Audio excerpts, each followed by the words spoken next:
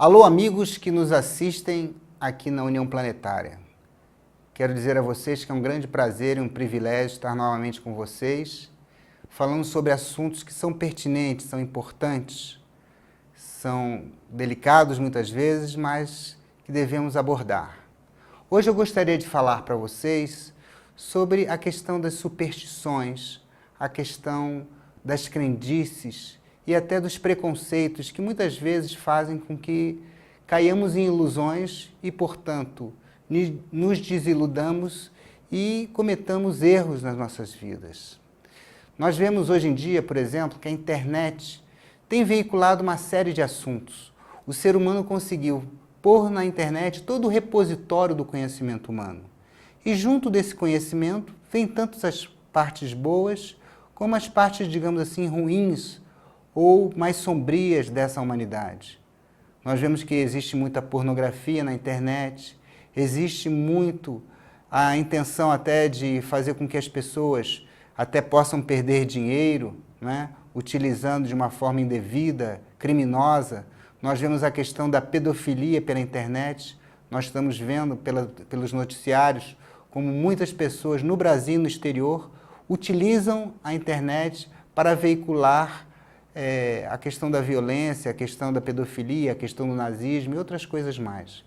Mas o que me interessa dizer aqui nesse momento é como a internet muitas vezes se apodera da credulidade das pessoas, que às vezes acreditam, por exemplo, em pirâmides, em correntes. Você recebe um e-mail dizendo que se você não responder aquele e-mail, vai lhe acontecer uma desgraça, se você não passar aquele e-mail para tantas pessoas, um determinado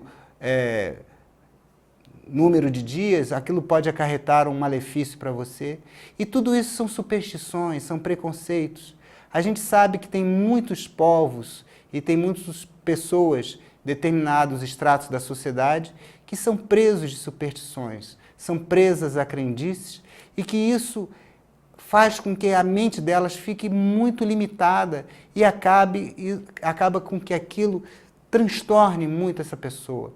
Às vezes o que pode parecer uma brincadeira para uma pessoa, receber uma corrente, receber uma mensagem dessa, que a gente chama de spam na internet, para uma criança, para um adolescente, ou para uma pessoa que acredita que aquilo vai lhe causar um mal, vai causar problemas. A gente sabe, por exemplo, que existe a superstição, por exemplo, dos gatos negros, dos gatos pretos, que gato preto dá azar, e por isso esses animais acabam sendo sacrificados. Por exemplo, se você vai num gatil, você jamais vai querer um gato preto, vai querer um gato branco, um gato de outra cor, porque o gato preto vem com aquela aura de que aquele gato pode dar azar, como se diz quando se quebra um espelho, tem 7 anos de azar. Existem muitas superstições. E as religiões, muitas vezes, quando organizadas de uma forma artificial por sociedades que não têm um devido caráter de discernimento, de bom senso, podem trazer essas superstições também para o campo da religião. A ciência, muitas vezes, tem determinados conhecimentos que são limitados, que podem também modificar. O que era bom numa época, hoje pode se tornar até uma coisa que não é tão boa assim. Então, para que a gente não fique preso a superstições, a crendices, a preconceitos ou a ter determinados dogmas religiosos, cumpre que o ser humano desenvolva o bom senso, que desenvolva o discernimento, a capacidade de compreensão, porque só pela compreensão, só pela atenção e a compreensão de determinadas coisas é que você vai poder perceber se existe uma verdade nelas ou não. Nós vemos que o mundo foi destroçado pelo fanatismo religioso. Hoje o fanatismo religioso causa muitas mortes. Tem muitas pessoas que se matam acreditando que vão para o céu, porque matando outras pessoas que não pertencem à sua religião, elas vão conseguir um céu pessoal. Será possível que um ato de barbárie, um ato de ódio, um ato que pode levar à infelicidade e até à morte a dezenas de outras pessoas, e às vezes até centenas de milhares, isso é um ato meritório perante os olhos de Deus? Seja esse Deus, chame Alá, chame Buda, chame Jesus, chame Tupã, chame Jeová. Deus tem um nome ou tem vários nomes? Deus é pessoal ou impessoal? O que importa é que essa humanidade foi uma criação dessa divindade e que todos nós somos irmãos e dependemos uns dos outros. Então, a forma como a gente vê a si próprio, como vê o outro e vê o planeta, é de crucial importância. Pela nossa religião, nós estamos totalmente alijados da humanidade, estamos alijados dos outros povos, estamos alijados da natureza, quando, na verdade, o ser humano e a natureza são uma coisa só. Hoje em dia, nem a própria ciência consegue fazer diferenciação dos reinos. O vegetal e o animal, eles começam a ter uma fronteira que é difícil. Os vírus são animais ou são minerais? Muitas vezes, quando eles estão encapsulados, eles parecem mortos. Os fungos são vegetais ou eles são animais? Porque eles têm comportamento de animal e ora têm comportamento de vegetal. E o ser humano? Ele é um animal ou ele é um ser divino? Na verdade, nós temos os dois polos, porque temos uma tal variação da constituição humana que mal dá para comparar um Mozart, um Beethoven, um Einstein, um Gandhi, com uma pessoa tipo Hitler ou qualquer um dessas pessoas que se matam em nome da religião, que são capazes de se tornar um homem-bomba, por exemplo, e destroçar milhares de inocentes. A humanidade também tem uma diversidade muito grande e cabe a nós verificar que essa riqueza toda, ela é independente de religião, ela é independente de país, ela é independente de nacionalidade, porque isso são apenas rótulos criados pela mente humana. Até onde vai a diferença entre o Canadá e os Estados Unidos? Decidiu-se que um rio ia fazer a diferença, decidiu-se que um marco ia fazer a diferença. Na verdade, todos nós participamos da família humana. Todos nós somos do planeta Terra, do planeta Água, desse planeta que nós precisamos manter saudável, manter capaz de sobreviver por muitas descendências. Porque o futuro da humanidade é um futuro glorioso, desde que a gente não o destrua, desde que a gente não o polua. A humanidade vive uma crise muito grande. Todos nós percebemos que nós estamos vivendo uma crise política, uma crise moral, uma crise religiosa. Então, o que acontece? A religião hoje não é capaz de oferecer uma crença que seja devidamente palatável para a nossa mente que tem uma formação acadêmica, uma formação científica. Ao mesmo tempo, o materialismo, ele não nos dá uma condição de perceber o que há de mais profundo, o que há de mais amoroso, o que há de mais sutil perante essa humanidade. O que nós temos, então, para oferecer? O conhecimento do ser humano e da natureza, o conhecimento do cosmos e o conhecimento de si próprio. É através da autopurificação que se conhece o autoconhecimento. E a gente tem que se purificar desses preconceitos. Nós temos que nos purificar dessas superstições, porque é isso que divide o homem. Isso é que divide a humanidade, porque a humanidade está dividida em religiões, a humanidade está dividida em seitas, a humanidade está dividida em nacionalidades, a humanidade está dividida em partidos políticos. Então, isso evita e contraria e obstaculiza o verdadeiro diálogo humano. Então, os esforços do ecumenismo, os esforços do verdadeiro diálogo político e religioso, só se dará quando o homem transcender essas barreiras criadas por si mesmo, criadas pela mente humana. A mente humana é capaz das maiores construções, tanto técnicas, como filosóficas, como religiosas. Mas ela também é capaz de criar armas de destruição em massa. Ela também é capaz de criar dogmas, preconceitos e superstições que podem arrasar verdadeiras famílias, até nações inteiras. Não faz muito tempo o Brasil era dominado pela escravatura. Pouco mais de 100 anos, nós tínhamos nossos irmãos negros escravizados, assim como os índios. E a própria religião dizia, esses seres não têm alma, nem são seres humanos, então são quase que uma propriedade. E as pessoas acreditavam naquilo. Hoje a gente sabe que isso não é possível. né? O ser humano, seja ele branco, vermelho, amarelo ou negro, ele tem a mesma capacidade, ele tem a mesma alma humana que qualquer outra. Assim como os animais que têm capacidade de percepção, nós temos que ver que eles não são apenas matéria-prima, importável, exportável. Eles têm uma alma, eles têm um sentimento, eles têm a capacidade de sofrer. Por isso que é tão importante que a gente dê a devida atenção à ecologia, que a gente se preocupe com os animais, como nós nos preocupamos com os seres humanos, que nós nos preocupemos com as florestas, porque também são seres que vivem dentro daquilo que a gente chama árvore, dentro daquilo que a gente chama natureza. Existe todo um ecossistema que vive nas florestas, animais de diversos tipos, e aquilo tudo cria uma forma de ser do qual a gente depende para sobreviver. Se a gente devastar o planeta, nós morreremos também.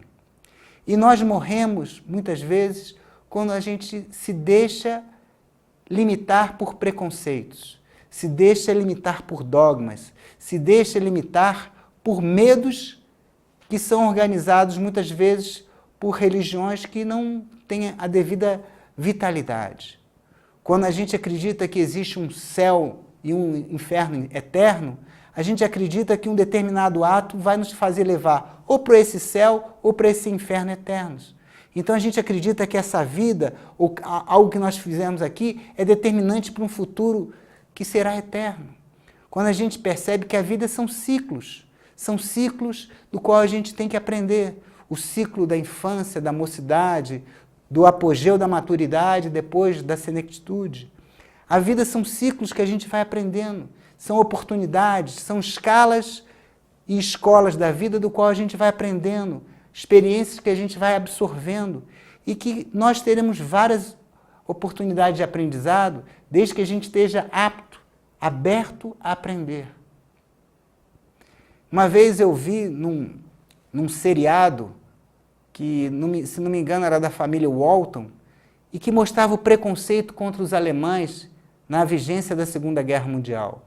Então, uma população do interior dos Estados Unidos começou a perseguir os outros alemães e começaram a jogar todos os livros em alemão numa fogueira e resolveram destruir todos os livros escritos na língua alemã porque os alemães estavam identificados com Mao, os alemães estavam identificados com Hitler. Quando, de repente, o padre daquela pequena comunidade pegou um livro e começou a ler aquele livro em alemão. E depois ele traduziu. E era a Bíblia Sagrada escrita em alemão. Ou seja, as pessoas, na sua ignorância, estavam quebrando a Bíblia do qual eles tanto amam, do qual eles tanto veneravam, porque era uma comunidade cristã. Então, pela nossa ignorância da língua, ignorância da cultura, ignorância religiosa, achamos que as outras culturas, que as outras religiões, que as outras formas de ver e perceber o mundo são piores do que a nossa. Isso é ilusão. Até os índios têm uma visão de vida muito incrível, maravilhosa. Eu vi uma vez uma palestra que falava sobre um índio das Ilhas Samoa. Esse índio se tornou cristão. Ele aprendeu a conviver com os brancos, ele aprendeu a língua e cultura dos brancos. E esses brancos eram os holandeses que colonizavam essas ilhas dos mares do sul, do Pacífico Sul. E ele viveu 3 anos com os ditos holandeses, com os padres holandeses, conheceu a Holanda e depois retornou à Ilha Samoa. Ele era um homem de uma cultura acima da média, ele era tipo um pajé, um cacique, e ele escreveu um livro do qual ele falava o quão perniciosa aquela cultura poderia ser para a cultura daqueles índios. E não queria mostrar aquele livro para ninguém, só queria que o seu povo tivesse acesso àquele livro. Mas um padre holandês, percebendo talvez a beleza e o quão valioso poderia ser aquele livro, pediu para que ele pudesse ter acesso. E depois de muitas reticências, depois de muito tentar, eis que o livro foi entregue a esse padre para que ele olhasse e tivesse um contato com o que foi escrito. Ou seja, a visão do branco através da cultura de um índio das Ilhas Samoa. E o padre ficou muito espantado, ficou muito surpreso, eu diria ficou aterrado com o que ele ouviu. Porque era um índio que havia sido aculturado, era um índio que havia sido convertido à religião cristã, mas que ainda mantinha a identidade da sua cultura. Então, em algumas palavras, ele falava assim: o branco nos trouxe a visão do verdadeiro Deus. Ou seja, ele havia se convertido ao cristianismo. Ele recebeu a palavra, ele aceitou Cristo no seu coração. Mas ele falou assim: o branco que nos trouxe a verdadeira religião, que nos trouxe a compreensão do verdadeiro Deus, ele não honra o seu verdadeiro Deus, porque a sua preocupação e a sua mente está ligado apenas no metal redondo e nos poteiros que andam. Ou seja, no dinheiro, que é o metal redondo, que são as moedas, e no relógio, que caracteriza o tempo. Ou seja, o homem daquela época, tal como é hoje, é regido pelo tempo e pelo dinheiro. Vejam só que coisa interessante. Depois, em outra página, ele fala uma coisa ainda mais impressionante, mais interessante ainda. Ele fala assim: o ser humano branco, ele é triste. E ele faz das suas crianças seres humanos tristes, sem alegria no seu coração. E tudo isso é porque ele criou uma coisa que o índio não tem. É a chamada profissão. E o padre ficou espantado.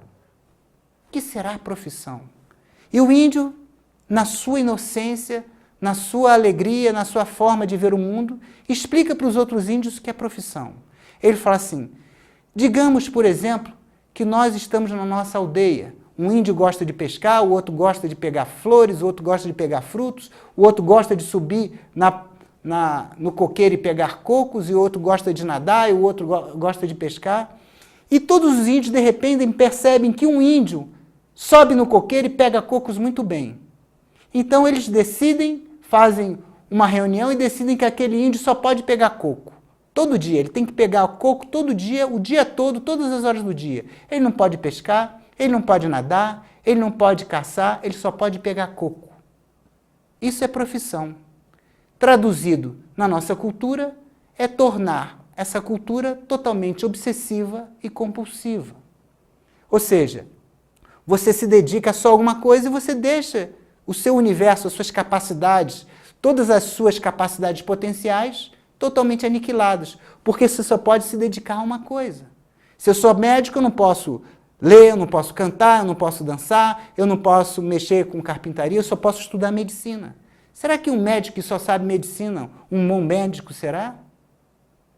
Se ele não tem um conhecimento da cultura do indivíduo, o que ele come, o que ele bebe, a televisão que ele assiste, o que ele entra em contato na internet, ele não vai conseguir se aproximar e fazer um bom contato.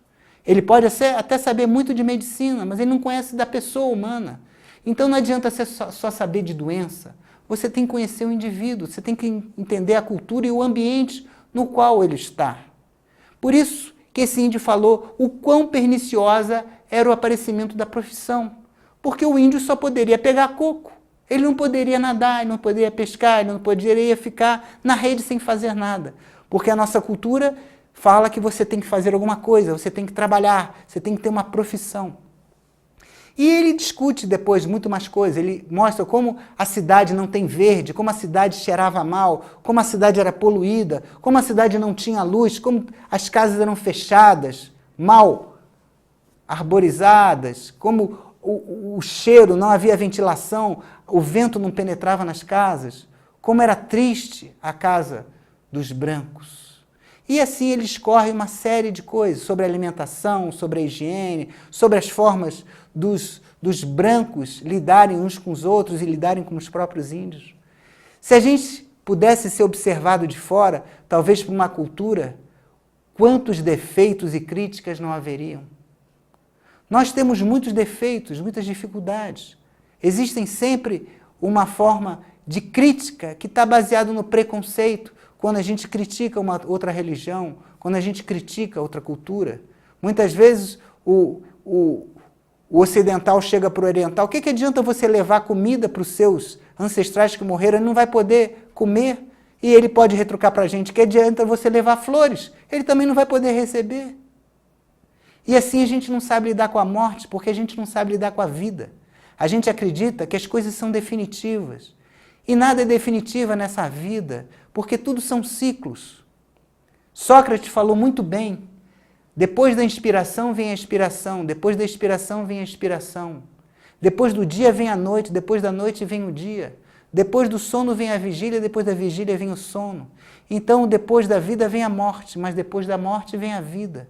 Porque são ciclos. E nós temos que perceber que nesses ciclos há crescimento de consciência.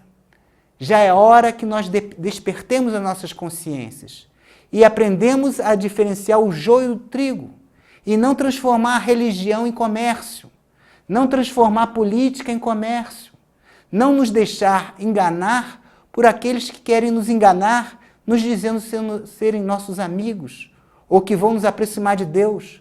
Deus não precisa de dinheiro. Deus não precisa de uma cerimônia, porque nenhuma cerimônia é indispensável.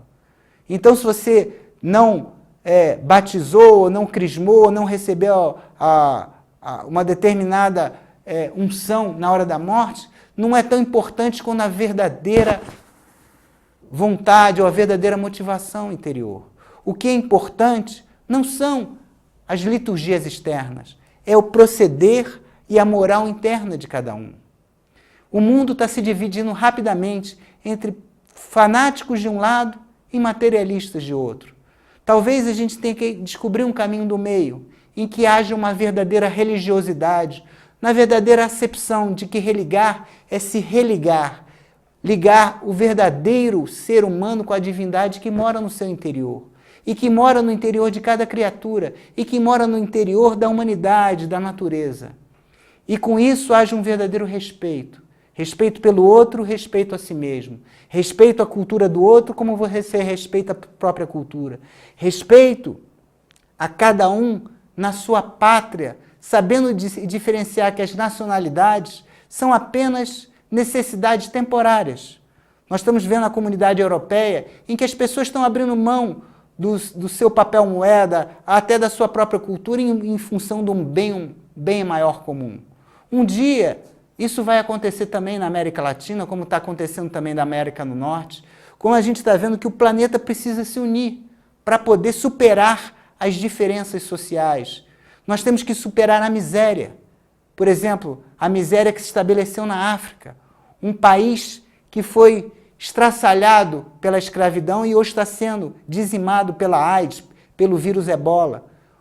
A humanidade como um todo, o mundo como um todo, tem uma dívida com a África, tem uma dívida com esse continente que provavelmente foi o berço da humanidade.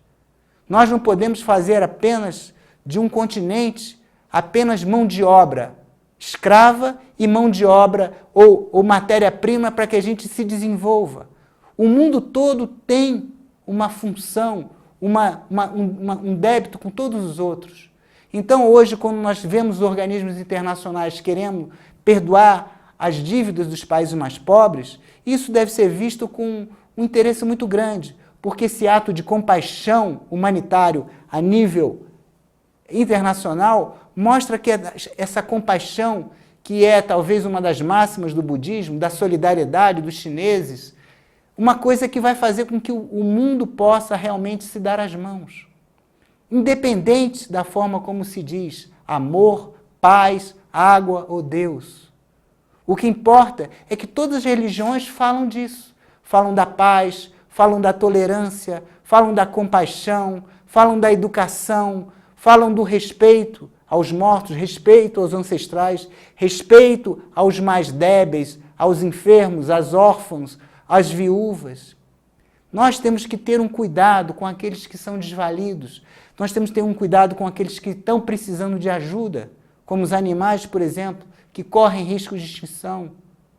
Nós temos que ter um cuidado do planeta como um todo, porque talvez em milhões de anos-luz não haja um planeta que seja esse como o nosso. Por mais adiantado que seja a nossa tecnologia, ela tem muito mais capacidade de destruir do que construir. A gente viu já na Segunda Guerra o poder das bombas atômicas, que são capazes de arrasar uma cidade de milhares de pessoas, talvez de milhões de pessoas, em átomos, em segundos. As pessoas são simplesmente incineradas, elas desaparecem. Hoje já existem bombas muito mais fortes, muito mais potentes do que há 60 anos atrás. Bombas de nêutrons, bombas que são capazes de destruir esse planeta talvez dezenas de vezes. Mas o que a gente tem que ver aqui e tem que pensar não é a capacidade de destruir, é a capacidade construtiva do ser humano. E o que consegue construir é o amor, é a boa vontade. Mas ela tem que ser despida dos seus preconceitos, tem que ser despida das suas crendices. Nós não podemos ficar à mercê de crendices, acreditar que uma alma de outro mundo possa invadir o nosso corpo, que existem espíritos maus que podem entrar e que eu preciso pagar ou fazer determinados trabalhos para que me livre disso. Tem que haver bom senso, tem que haver integridade, tem que haver calma, tem que haver tranquilidade. O ser humano, ele tem uma capacidade muito grande, porque ele é a medida e a semelhança de Deus. Então ele tem que desenvolver o bem, desenvolver a verdade e desenvolver a liberdade despida do medo, despida da ignorância, despida do preconceito. Porque o preconceito e o medo paralisam o ser humano. A superstição limita o ser humano. Existem determinados povos na África que, se você fizer um círculo em volta deles, eles são incapazes de sair dali. Eles se tornam presos naquele limite territorial. E existem até crianças que costumam brincar e fazem um risco no chão em forma de círculo. Enquanto aquilo não for quebrado, essa pessoa, essa criança, se sente incapaz de sair daí. Como também pessoas que são presos de fobias, são presos, por exemplo, da síndrome do pânico, que acreditam que tem uma determinada doença e acabam morrendo realmente daquela doença. Porque em psiquiatria nós chamamos que a mente é muito poderosa. Ela é capaz de profetizar uma coisa ruim e fazer aquela coisa acontecer. Muitas vezes nós vemos pessoas que são extremamente ciumentas.